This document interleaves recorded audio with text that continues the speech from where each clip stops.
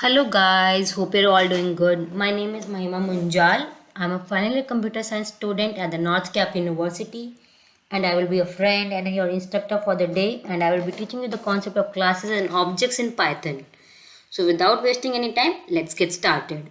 Before starting with classes and objects, you need to understand what gave rise to the concept of classes and objects and what gave rise to the concept of object oriented programming, as in why was it required. Why can't we just make programs with a procedural oriented programming, which is our traditional programming technique? Procedural oriented programming, traditional programming technique. What was the problem in this? Can anyone tell me that? See, the problem here lies with the fact that in procedural oriented programming, we have to make the changes in each internal schema of the code at every step. And this makes a task very tedious for the programmer because he is doing the task which is unnecessary. He is making changes in the internal code at every point in step whenever a new variable is added or whenever a new or property we want to add in the function. So why is this happening? This is because it follows top-down approach, okay, which obviously means functions are given more importance in procedural programming. Cool. And hence this is not a very ideal technique to follow, because ideally data should be given more importance than the function. And what happens in this, it just follows a sequence of steps, and the functions in the program, like program is divided into loosely coupled functions, and the functions may or may not be related to each other, and we achieve the program functionality or the program operation by the functions, and which is fine for smaller programs which don't require any new additions. But usually that's not the case in real world. We require new additions and maintenance at each step of the program and at each step of the project, right? And hence this gave rise to our object oriented programming. So what basically is object oriented programming? See, object oriented programming is basically an approach that binds data and functions together into a single entity. And what is that entity? It's nothing but an object. And how that entity is achieved, that is achieved through classes. So functions of an object can only access its data, right? Thus object-oriented programming language model around the objects in data rather than the actions and logics, right? OOP treats data as an important and critical element in the program. It has data close to the functions that operate on it and thus avoids global access. And this is a very powerful technique because it models to a real world objects, right? My laptop, my phone, what are all these? These are objects only, right? And hence object oriented programming solves the purpose which was posed by the procedure oriented programming. It solves the thing that we don't need to make the changes in the internal schema of the code at each and every step whenever we add a new variable. We just need to make changes in the object called object creation, or we need to add some objects to the class, but we need not make changes in the whole class itself. Like I will just explain that to you while I make the program. It will be more clear. Things will be more clear then, okay? So let me just complete the definition, okay? Just write it's a bottom up approach. You can read about this on like internet and all those stuff. We will focus more on the coding in this session, okay? It just follows the criterion that data is given more importance, rather it is the critical element, okay? Let me just take an example of what problem is posed by my procedure oriented programming. Let me just take a function add and I pass the two parameters to it, a and b. Cool. And my function body has two like one statement, sorry, and that statement is a plus b. I'm just passing the addition of a and b, okay, and then multiply. I'm again passing two parameters a and b and returning the product of these two, okay. Now let me just call these functions. Print addition. Here we give values, suppose 5 and 7, and let me just copy that, and here I am calling the multiplication function, okay. So let's just see the result. We are getting 7 5 12 and 7 into 5 35. Fair enough. A simple and basic program of addition and multiplication. Now suppose we need to add another variable c to this. What will we do? We need to add this in here. We need to add this variable in the function body also, in the function definition, in the function body, because we need the sum of three variables. And similarly for this multiply function. And I think this is a very tedious task. So right now I am having just two functions. Suppose I had hundreds of functions. So do you think this would be a right thing to do? Like, would it be a better technique to just would it be a good technique to just add these variables at each and every point in the function definition, in the function body, in the function call? I can't do that in real world scenario. I can't add all the variables in the hundreds of functions that are there in the program. And suppose I had 10 new variables to add, it would be a very, very tedious task. And this gave rise to our object-oriented programming. This problem is solved through object-oriented programming. Let's see how. Okay, I'm taking a class. Okay, this is how we define classes in Python. Okay, we just give the class keyword and the class name. I'm taking the name as A, and I'm giving a class variable, my variable, okay, equal to 10.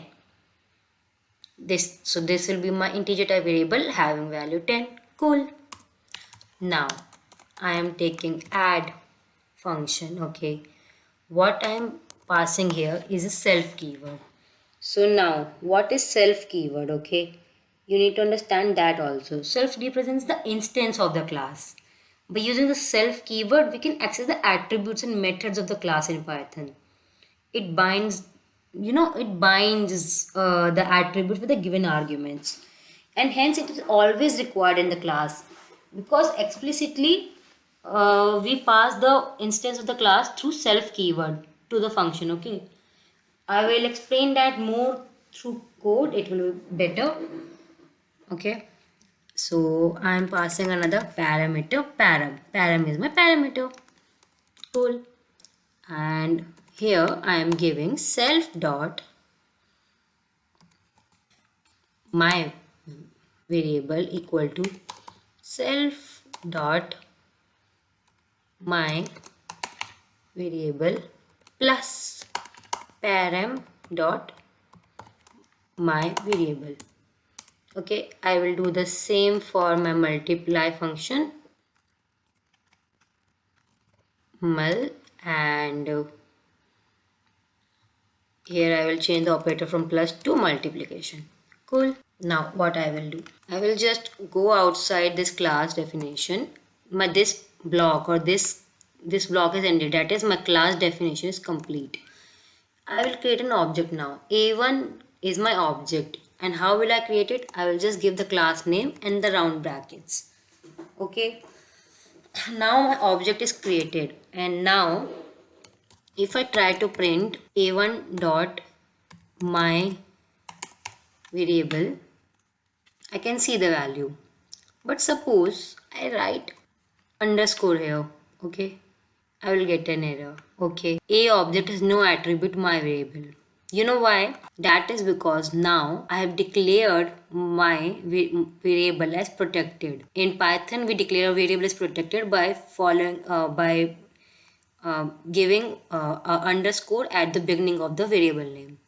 and suppose I give double underscore, okay, then it gets private. Now also it won't be accessible outside my class, because I am my variable will be accessible only by my methods inside the class. Okay, so you have understood the basic thing, right? That this is my private thing, this is how I declare private variable, and this is how I declare protected variable. Okay, and now I remove those and I'm getting the value 10.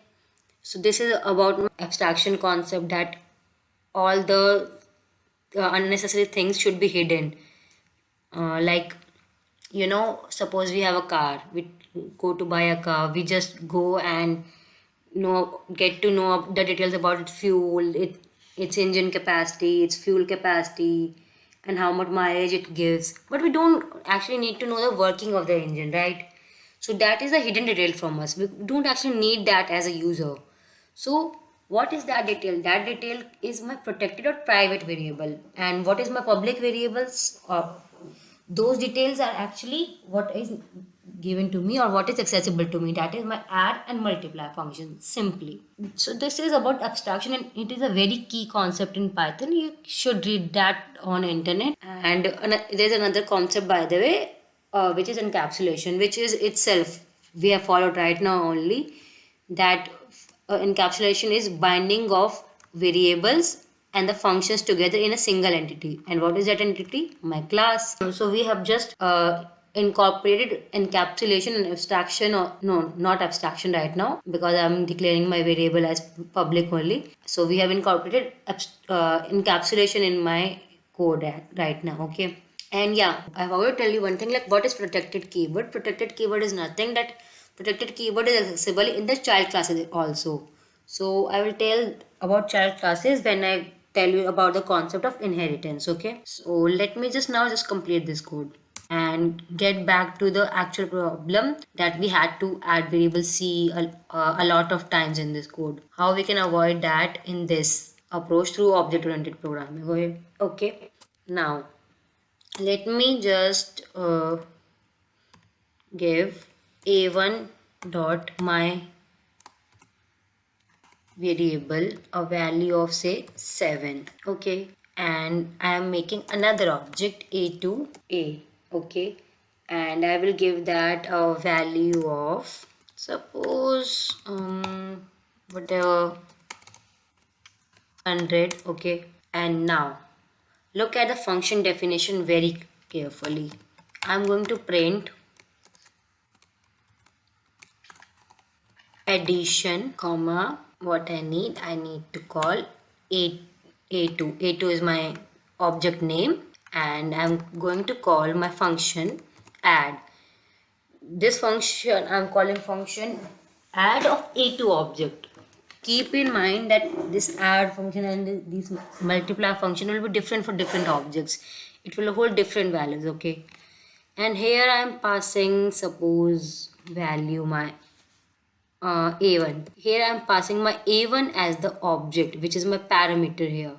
So when I pass this a1, what I will get, I will, in param.my variable, I will get the value of a1's my var, which is 7. We don't need to pass a2 here, which is a2 is passed implicitly only through Python. So that is what we required. We need to give self keyword in the definition, but we don't need to actually pass the object a2. It gets passed by itself. Okay, so yeah, return, I should also return here, right?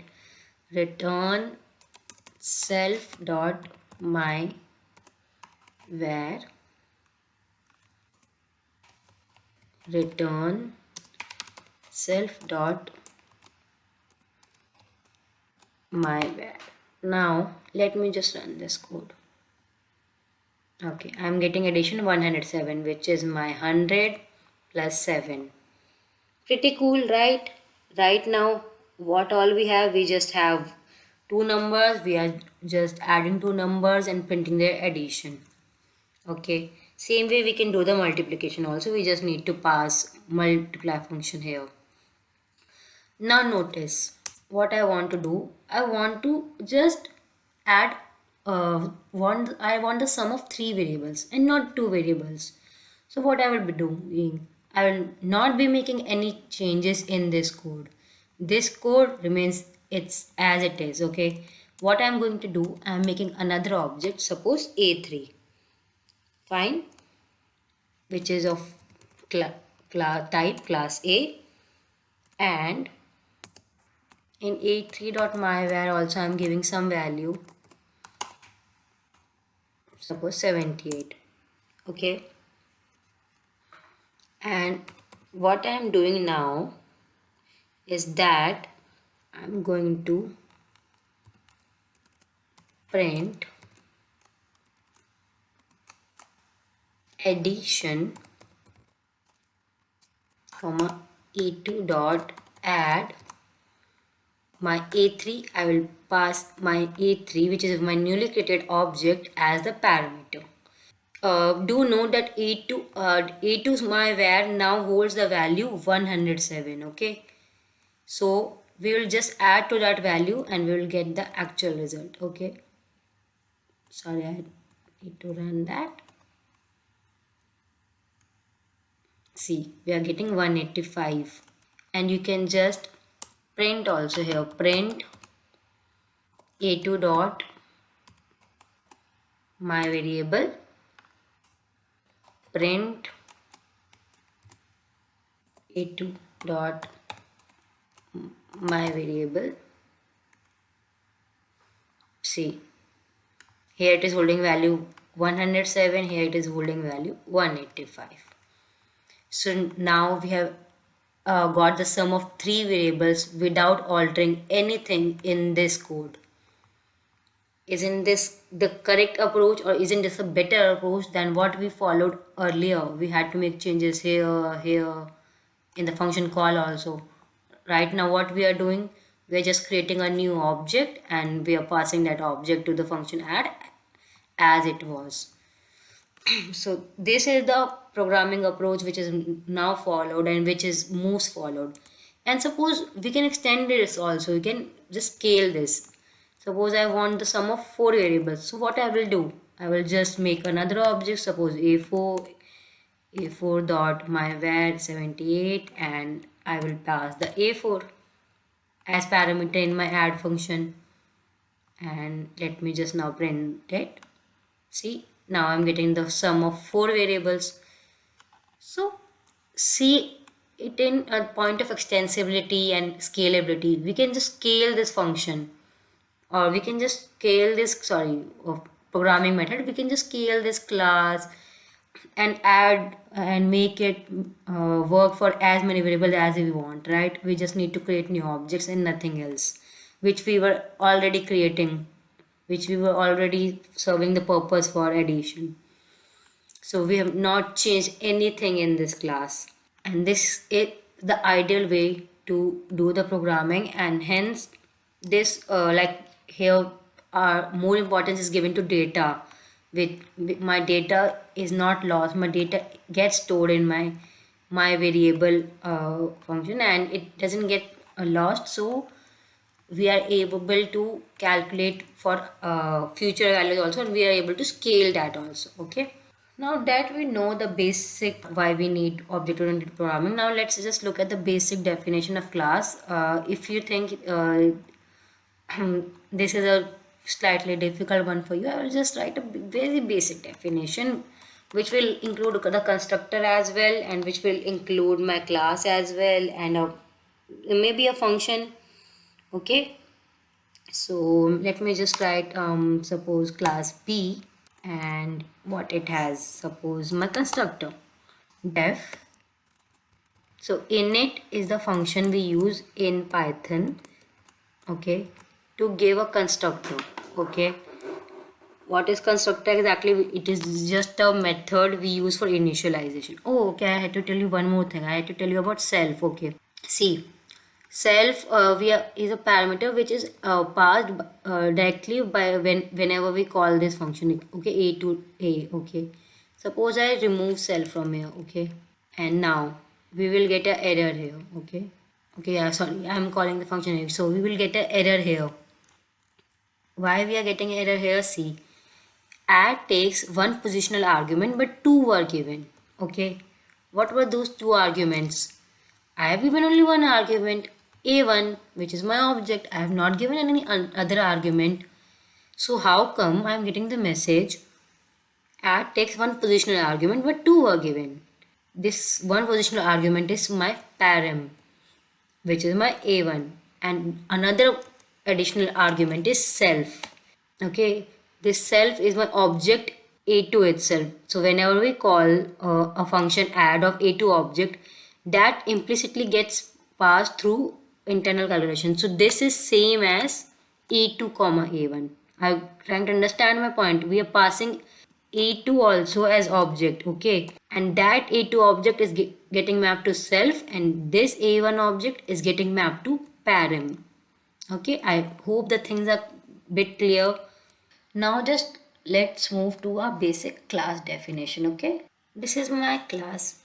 So this is my class B, and I will give it a basic class definition. Cool. So this has my constructor. In it is a method used to define the constructor in Python. Okay, and self.a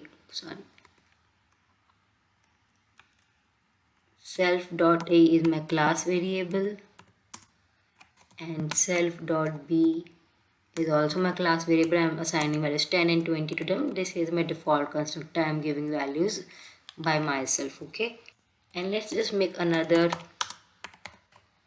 function sum. Always remember to give self keyword, okay, whenever you're making any function, because without self the object won't be passed. So let me just take a local variable c, self.a plus self.b, or rather just remove it and just print it. Print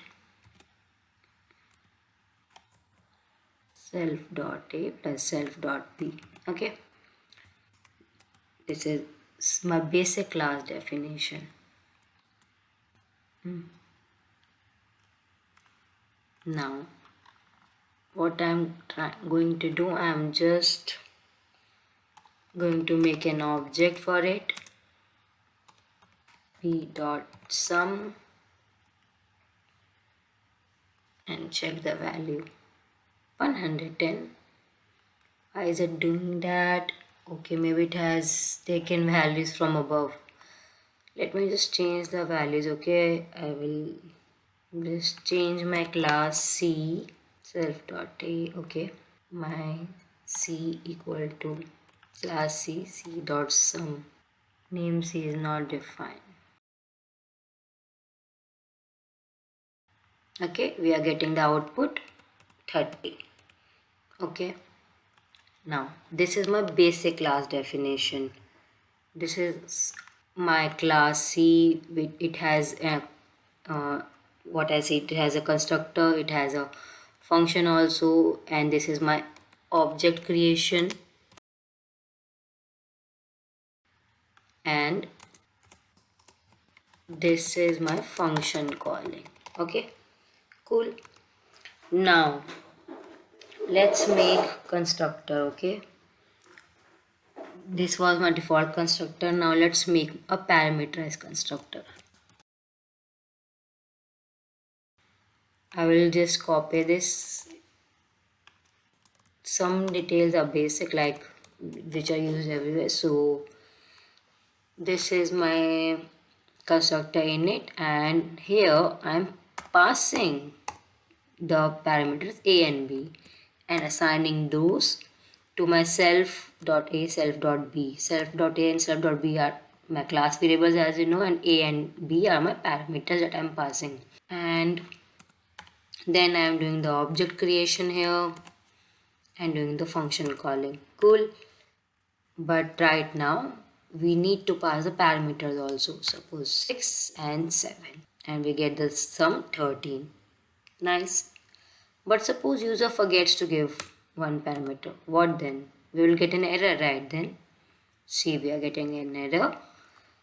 init missing one required positional argument B because we gave only one argument. To avoid these cases, we should always give default values to a constructor. Okay, so that if a user forgets to give the value, suppose see in this case we're getting the value 22, which is coming from 12 plus 10 22, and suppose a user gives one value 4, then also we'll get the sum 14, which is 10 plus 4 14. See, if we give one value, that one value gets mapped to a, which is our a variable 4.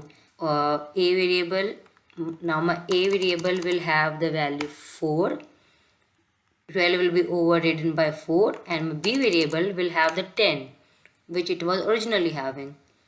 So 10 plus 4, 14, we are getting the output. Okay, so we should always give default values, remember that, because we have to make the program as such that it's easy to understand for the user.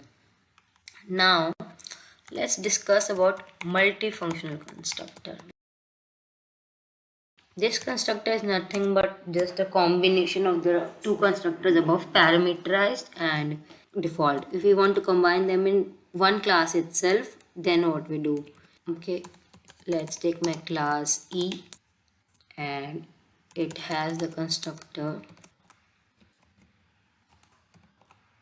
Okay, self comma a equal to none. This my default parameter in I am giving as none. Okay, I'm going to tell you why I am doing that. So if my a is none and b is none, what I'm going to do? I'm going to give default constructor, which is my default parameter self dot a equal to 10. Okay, self dot b equal to 20. Cool. Else what I'm going to do, I'm going to give self dot a equal to a, which is my parameterized constructor, self dot b equal to b. Cool. And let me just copy this sum function.